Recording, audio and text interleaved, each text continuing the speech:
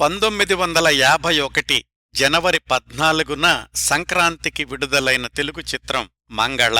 ఇది జెమినీ సంస్థ వాళ్లు 1943లో నిర్మించిన మంగమ్మ శపథం తమిళ చిత్రానికి వాళ్లే చేసిన రీమేక్. సమాంతరంగా హిందీలో కూడా నిర్మించారు. హిందీలో మంగళ చిత్ర దర్శకుడు జెమినీ వాసన్ అయితే తెలుగు మంగళ చిత్రదర్శకుడు చంద్రు. చిత్తజల్లు పుల్లయ్య గారబ్బాయి సిఎస్ రావు గారు ఈ మంగళ చిత్రానికి దర్శకత్వ శాఖలో సహాయకుడిగా పనిచేశారు. ఈ చిత్రానికి కథ జెమినీ కథాసంఘం అని ప్రకటించుకున్నారు.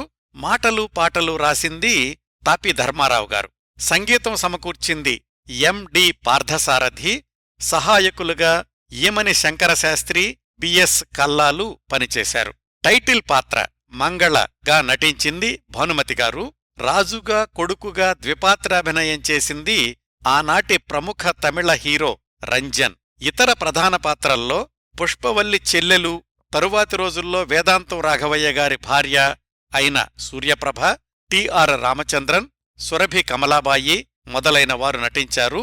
ఈ సినిమా చక్కటి విజయం సాధించింది.